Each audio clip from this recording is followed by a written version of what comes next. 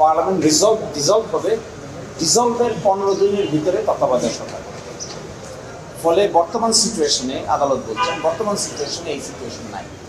যেহেতু বর্তমানে এই সিচুয়েশন নাই, সেজন্য এটা অটোমেটিক রেস্টোর হলেও এখন সেটা কার্যকর হবে না। সেটা কার্যকর হবে ত্রয়োদশ জাতীয় সংসদ যে গঠিত হয়েছে তার এন্ড হওয়ার, অর্থাৎ বর্তমানে যে সংসদ শুরু হয়েছে এই সংসদ যখন 5 বছর পরে শেষ হয়ে যাওয়ার পরে আবার আর্টিকেল 58 এবং 58C কার্যকর হবে। এই পার্লামেন্ট যখন ডিজলভ হবে তখনই প্রশ্ন আসবে তত্ত্বাবধায়ক সরকার 15 দিনের ভিতরে গঠন করতে হবে। এই জন্য এই অবজারভেশন দিয়েছেন। আরেকটা প্রশ্ন হলো, এখন কি তাহলে পার্লামেন্ট পরিবর্তন করতে পারেন কিনা, যে প্রশ্ন করেছেন সিনিয়র সাংবাদিক। হ্যাঁ, আদালত রেস্টোর করেছেন ত্রয়োদশ সংশোধনী যেভাবে ছিল সেভাবেই রেস্টোর করেছেন, অর্থাৎ লাস্ট রিটায়ার্ড প্রধান বিচারপতি হবেন তত্ত্বাবধায়ক সরকারের প্রধান, এই বিধানটাকে রেস্টোর করেছেন।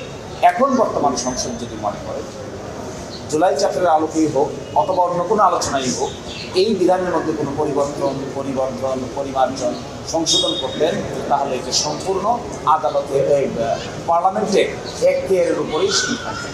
কারণ 2/3 মেজরিটি ভিত্তিতে সংবিধান যদি সংশোধন করতে চান, আদালত এটিকে পুনরুজ্জীবন করেছেন, একথা ঠিক। কী হিসেবে পুনরুজ্জীবন করেছেন?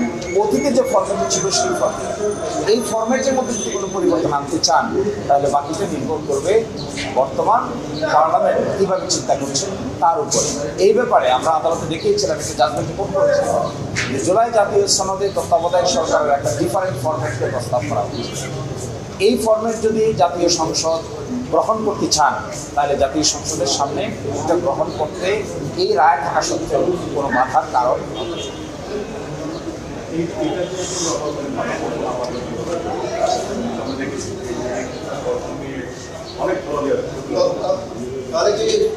এখানে যে জটিলতা হওয়ার সম্ভাবনা নাই, কারণ আদালত তো তত্ত্বাবধায়ক সরকার 13 অ্যামেন্ডমেন্টের বিধানটাকে পরিপূর্ণভাবে উজ্জীবিত করেছে, পুনরুজ্জীবিত করেছে। তার মানে কি 13 অ্যামেন্ডমেন্টের পূর্বে 13 অ্যামেন্ডমেন্টের মাধ্যমে যেভাবে তত্ত্বাবধায়ক সরকার এসেছিল সেটা এখন আসবে। এখন আশাটার মধ্যে যে ফরম্যাটের কথা বলা হয়েছে, এই ফরম্যাটটা হলো লাস্ট রিটায়ার্ড চিফ জাস্টিস হবেন তার প্রধান।